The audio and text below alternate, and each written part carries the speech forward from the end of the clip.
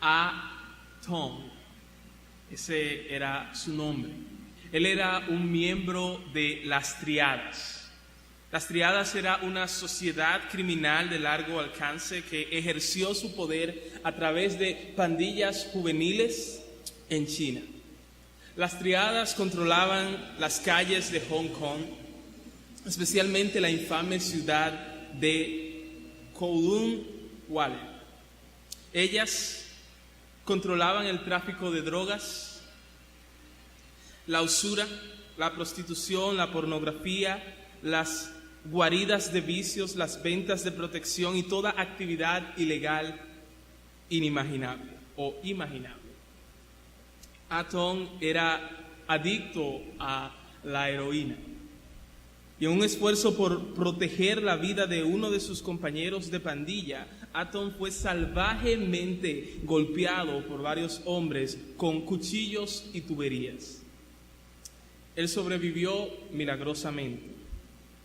Unos cuantos años después del ataque, Atón caminó desesperado por ayuda para vencer su adicción a la heroína hacia un club juvenil de Jackie Pullinger, una misionera británica que fue a la ciudad con el Evangelio de Jesucristo. Jackie aprovechó la oportunidad. Atón, ¿qué crees acerca de morir por alguien de la otra pandilla? Ella preguntó. ¿Qué? Escupió por su boca mientras miraba con amargura a la misionera de Inglaterra. Debes estar bromeando. Tu hermano es una cosa, pero nadie muere por sus enemigos. Jesús lo hizo, dijo Jackie. Acompáñenme por favor a 2 de Corintios 5, 19 al 21. 2 de Corintios 5, 19 al 21.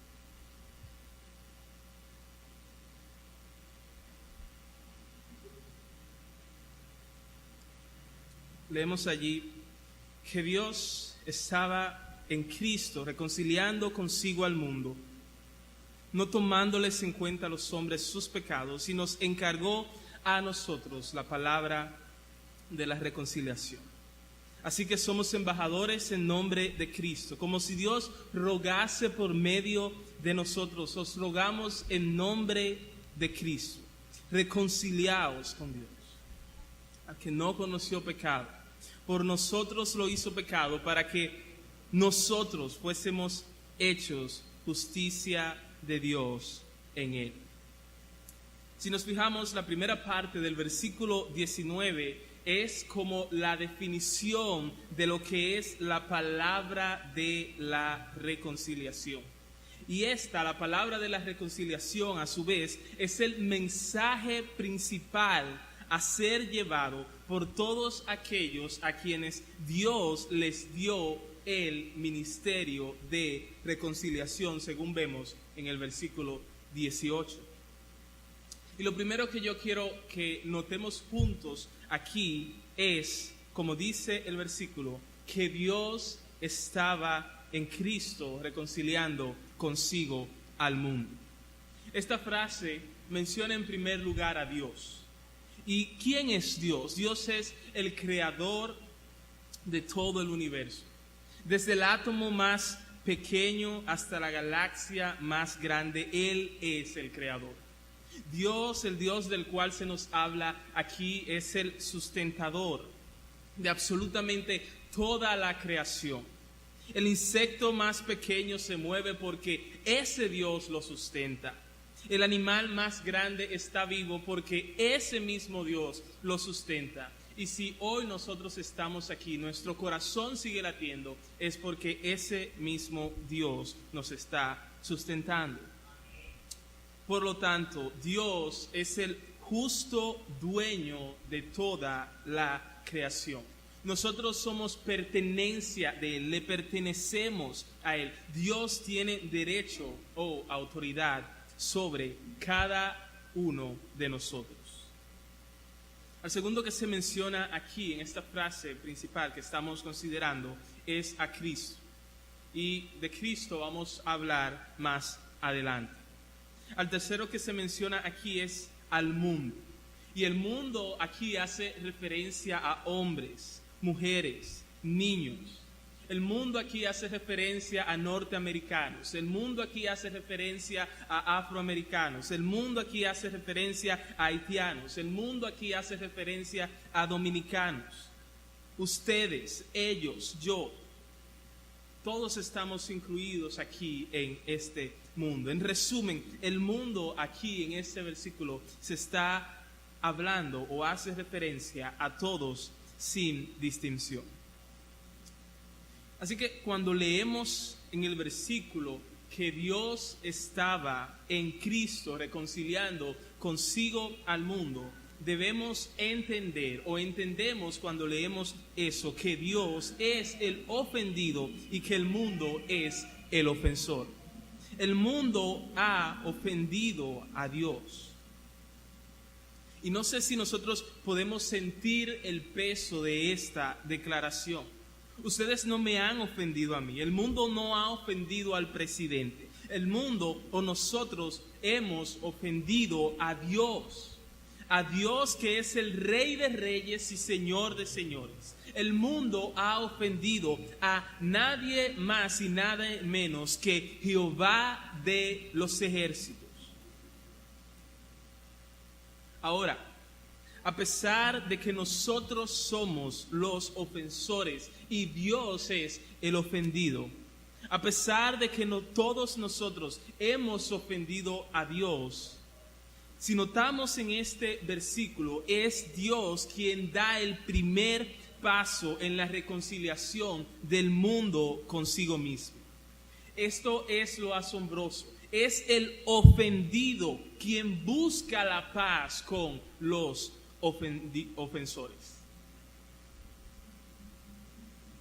Es decir, que aquí vemos a Dios trabajando intencionalmente para cambiar la enemistad a amistad.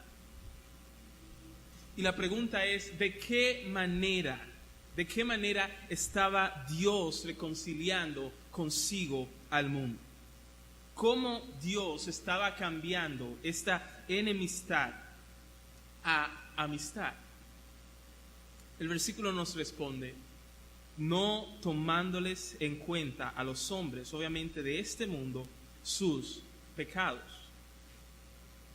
Al decir sus pecados, se nos da a entender que las ofensas que los hombres han cometido contra Dios no son meramente errores. Las ofensas que los hombres han cometido contra Jehová de los ejércitos no son errores de personas moralmente neutras que no están inclinadas ni al bien ni al mal. No son errores de personas que a veces fallan de vez en cuando. No y no. Cuando el versículo nos dice sus pecados, se nos da a entender que las ofensas de estos hombres contra Jehová de los ejércitos, contra Dios, vienen de un corazón rebelde hacia Dios. Vienen de un corazón que quiere ser su propia ley. Viene de un corazón cuya canción favorita o cuyo estilo de vida es a mi manera. Vienen de un corazón que no le importa a Dios y todo lo que tiene que ver con Él. Es por eso que nosotros, las personas de este mundo, decimos sí cuando Dios nos dice no. Y es por eso que nosotros decimos no cuando Dios nos dice sí. Lo que estamos hablando aquí no es nada más y nada menos que una traición deliberada contra el rey. Isaías 59:2 dice, vuestras iniquidades han hecho división entre vosotros y vuestro Dios. En una esquina tenemos al mundo, al cual no le importa a Dios. Y en la otra esquina tenemos a un Dios quien está justamente airado contra el mundo. permítanme hacer un paréntesis aquí y decir que aunque todos somos pecadores, hay dos tipos de pecadores. Número uno, los pecadores con pecados escandalosos y públicos. Estos comúnmente están conscientes de su pecado. Pero hay un segundo grupo de pecadores. Y son los pecadores con pecados no tan escandalosos, entre comillas, y ocultos. Pero al fin y al cabo, todos somos pecadores que estamos en problemas para con Dios. Pero también todos somos pecadores a quien Dios quiere reconciliar consigo mismo. Cerrando el paréntesis, volvemos a la manera en la cual Dios estaba reconciliando consigo al mundo. Dios no estaba tomando en cuenta nuestros pecados. ¡Qué buena noticia! ¡Qué noticia tan buena! ¡Qué noticia tan alegre! Que no se haga pagar a los pecadores. Que no se les trate como ellos realmente merecen debido a su pecado. Que se les perdone sus muchos pecados. Que no se les trate como culpables. ¡Qué noticia tan alegre! Es como si aquí tuviéramos al traidor que es traído por los oficiales ante el rey. Y el rey lo mira y dice: suéltenlo, déjenlo libre. Eso es música para sus oídos. El siguiente versículo, el versículo 20, dice: así que somos embajadores en nombre de Cristo, como si Dios rogase por medio de nosotros. Os rogamos en nombre de Cristo, reconciliaos con Dios. Como si todo esto fuera poco, como si Dios, que es el ofendido, diera, como si fuera poco que Dios, el ofendido, diera el primer paso en la reconciliación consigo del mundo. Es decir, como si fuera poco que el ofensor fuera quien buscara la paz con los ofensores. Ahora, según este versículo, el Dios, el rey ofendido, se encuentra rogándole al mundo, a los traidores, a los ofensores, que se reconcilien con él. Y yo sé que esto puede ser chocante para algunos de los que estamos aquí. Solamente les pido que tengan paciencia y me permitan desarrollar el sermón. Así que aquí encontramos no meramente a Dios llamándolos, no meramente pidiéndoles, no meramente diciéndoles que hagan algo. Es rogándole. La palabra griega aquí habla de un llamamiento cerca, de un llamamiento personal, de un anhelo, de un deseo intenso. Todos nosotros, los cristianos, que predicamos el Evangelio de Jesucristo, dice el versículo que somos embajadores. Y un embajador, ¿qué es lo que hace? Él representa al rey en el lugar donde está y transmite el mensaje del rey tal como el rey lo ha pronunciado. Así que, aunque es cierto que este ruego viene por medio de nosotros, no es menos cierto que es Dios por medio de nosotros cada vez que el evangelio es fielmente predicado. ¿Qué estás haciendo?, le dice uno de los oficiales al rey. Ellos te pertenecen. Tú no los necesitas. ¿Por qué estás rogándoles que se reconcilien contigo? A lo que el rey responde: ¿no le entiendes? Mi gloria no es un accesorio con lo cual yo me visto, sino que mi gloria es mi perfecto ser, mi hermoso carácter. Yo soy movido a compasión al ver las multitudes como ovejas dispersas que no tienen pastor. Yo soy el que se lamenta por aquellos que son tercos en sus pecados. Yo soy el que quiere que todos los hombres sean salvos y vengan al conocimiento de la verdad. yo no tan solo muestro amor, yo soy el amor mismo. Yo no hago esto porque yo los necesite a ellos. Yo hago esto porque yo soy así y no tengo razón para excusarme o cambiar. Venid luego, Isaías 1:8, y estemos a cuenta. Si vuestros pecados fueren como la grana, como la nieve serán emblanquecidos. Si fueren rojos como el carmesí, vendrán a ser como blanca lana. A todos los sedientos, venid a las aguas, y todos los que no tienen dinero, venid, comprad y comed. Venid, comprad sin dinero y sin precio vino y leche. ¿Por qué gastáis el dinero en lo que no es pan y vuestro trabajo en lo que no sacia? Oídme atentamente y comed del bien, y se deleitará vuestra alma con grosura. Isaías 55, 1 y 2. Vivo yo que no quiero la muerte del impío, sino que se vuelva el impío de su camino y viva. Volveos de vuestros malos caminos. ¿Por qué moriréis, oh casa de Israel? Justo aquí, justo ahora, rogamos en el nombre de Cristo. Dios ruega por medio de nosotros. Si tú estás aquí en esta noche y tú todavía no eres cristiano, sea que hayas venido hoy por primera vez o eres frecuente aquí en esta iglesia, pero si todavía no eres cristiano, te quiero hablar a ti.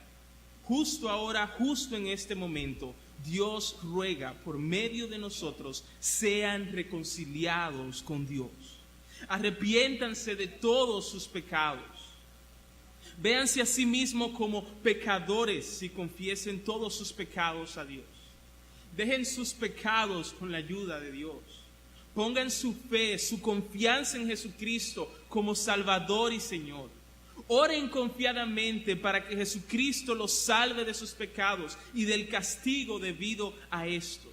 Que los perdone de todos sus pecados. Y entonces, y solo entonces, serán salvados. Serán reconciliados con Dios. Ya no habrá más enemistad, sino una comunión en amor con Dios. Pasarás de ser enemigo a ser amigo de Dios. Más aún, Dios te adoptará como uno de sus hijos. Es nuestro deseo, es nuestra oración, que todos y cada uno de los que están y van a salir de aquí en esta noche estén en paz con Dios. Qué maravillosa condescendencia, comenta Matthew Henry. Aunque Dios no pierde por la disputa ni gana por la paz, aún así, a través de sus ministros, Él ruega a los pecadores que dejen a un lado su enemistad y acepten los términos que Él ofrece, para que sean reconciliados con Él, con todos sus atributos, con todas sus leyes y con todas sus providencias. Que crean en el mediador, que acepten la redención y que cumplan el evangelio en todas sus partes y completo diseño de este. Termina la cita. Qué condescendencia sin paralelos y tiernas misericordias son mostradas en este verso.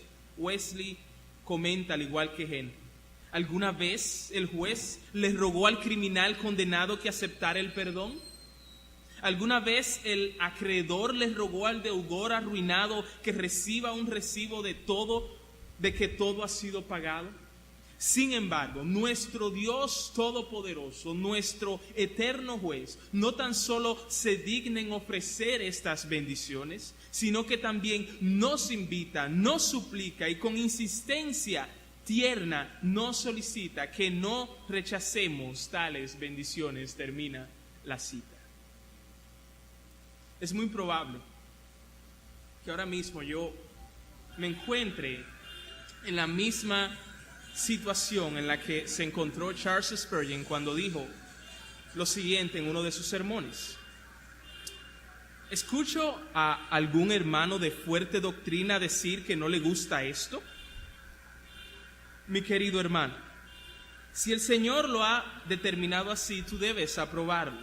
Y si no lo apruebas, entonces tú eres el que estás mal y no la Escritura.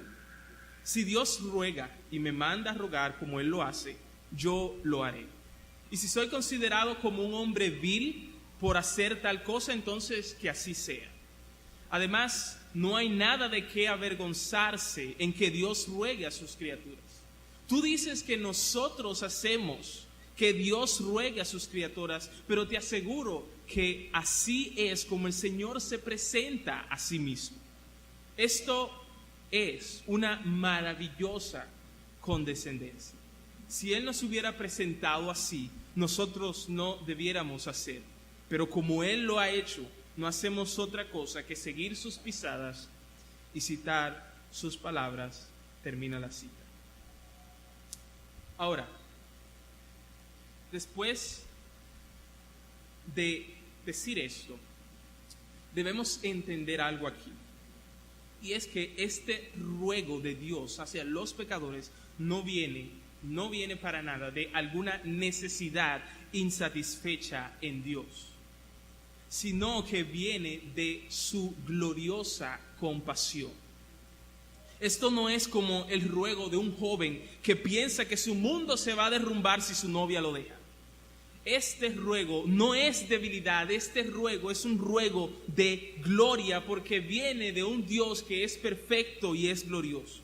Es un ruego glorioso porque viene del único ser que es perfecto, que no necesita de nada ni de nadie, pero que al mismo tiempo está tan lleno de compasión y es amor en sí mismo que no quiere que los pecadores sigan corriendo hacia la condenación eterna en el infierno, sino que sean salvados, que se reconcilien con Él y que se gocen en su presencia.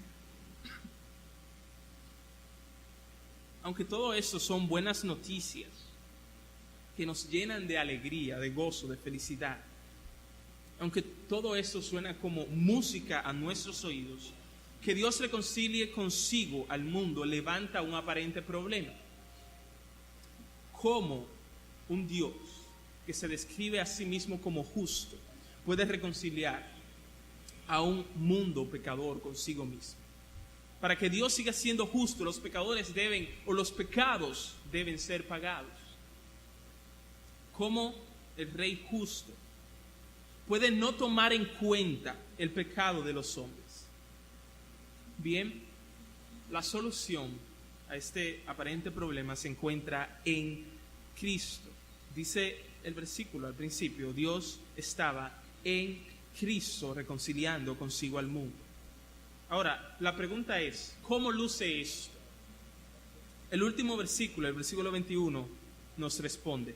Dice el versículo 21, al que no conoció pecado, por nosotros lo hizo pecado, para que nosotros fuésemos hechos justicia de Dios en él. Al que no conoció pecado. Eso es una descripción de Jesucristo. Jesucristo fue el único que no conoció pecado de manera experimental.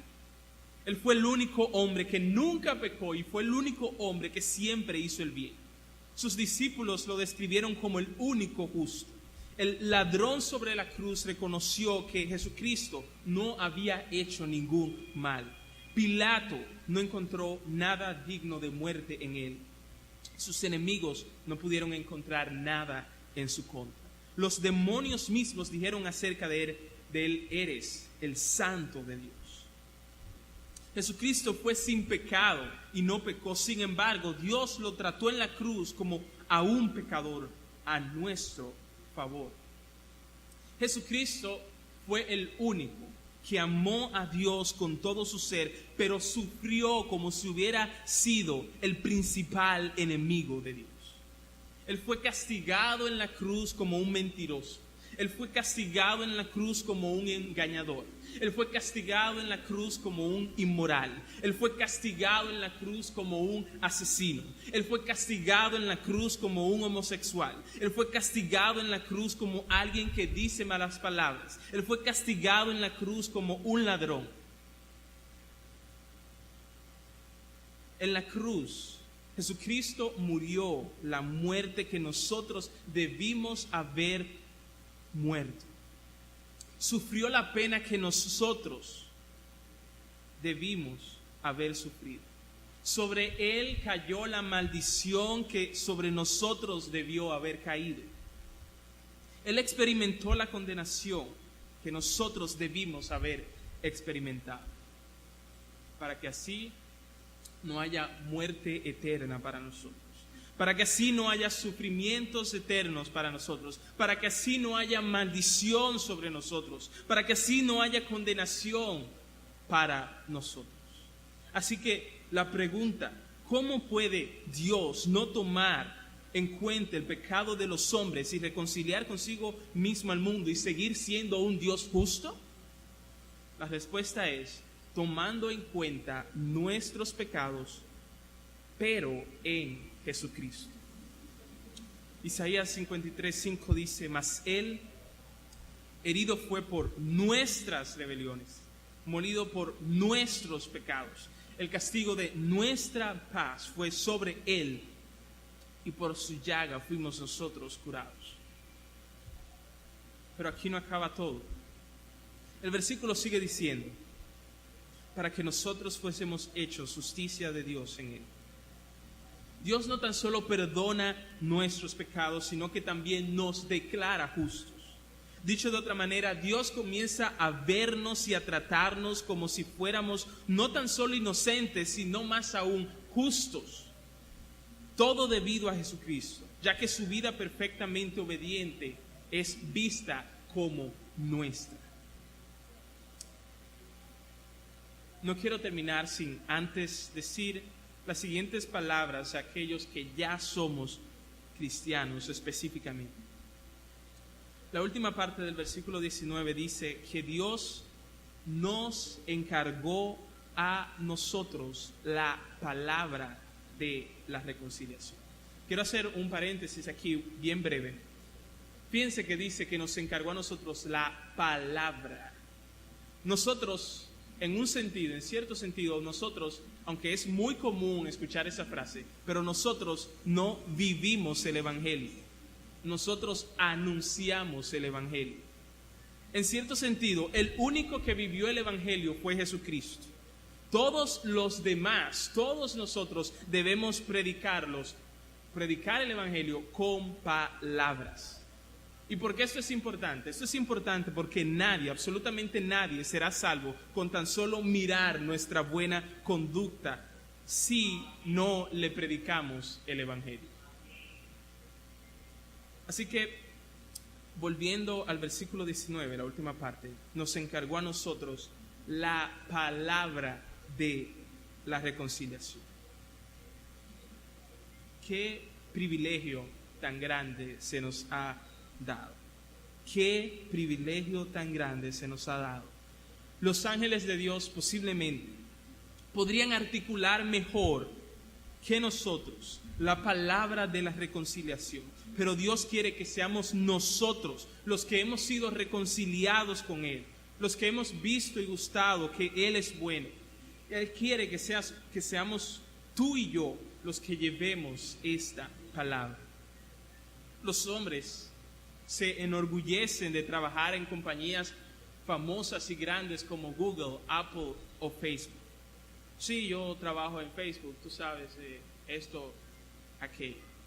Pero, hermano, no hay mayor privilegio que ser siervos de aquel que es el Rey de todo el universo y que es supremamente bueno y que nos llama y nos ha encargado la palabra de la reconciliación. Así que qué gran privilegio se nos ha dado, pero al mismo tiempo, qué gran responsabilidad tenemos. Esta palabra de reconciliación es la única que puede interrumpir el correr de los hombres hacia el infierno.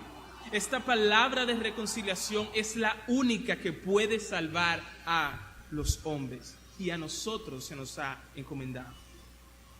Es la única que puede salvar a los hombres. Y tú sabes que Dios no va a mandar a los ángeles a hacer lo que Él nos ha encargado a ti y a mí. Así que por un lado esto es un gran privilegio, pero también es una gran responsabilidad que se nos ha dado.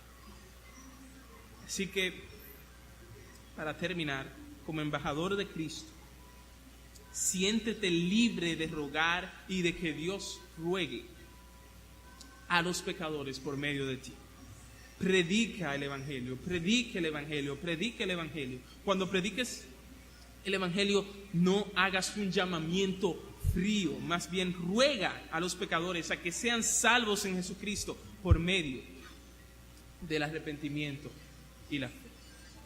En palabras de Charles Spurgeon, si los pecadores serán condenados, por lo menos que salten al infierno por encima de nuestros cadáveres. Si ellos perecerán, que perezcan con nuestros brazos alrededor de sus rodillas, implorándoles que esperen. Si el infierno se va a llenar, que se llene a pesar de nuestro mucho esfuerzo, para que nadie vaya allí primero sin ser advertido y que se ha llorado por él. Termina la cita. Vamos a orar.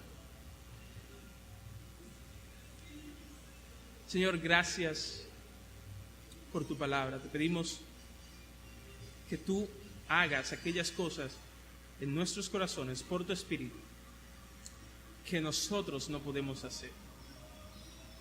Te pedimos que si hay alguna persona que todavía no te conoce aquí, que tú hables a sus corazones, que tú los llames eficazmente a Jesucristo y ellos puedan ser salvados.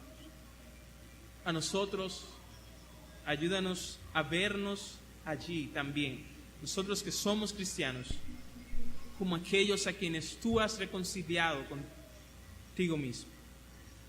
Pero al mismo tiempo ayúdanos a vernos como aquellos a quienes tú les has dado el tremendo privilegio y la tremenda responsabilidad de ser aquellos que anuncian, proclaman, predican la palabra de reconciliación, el Evangelio.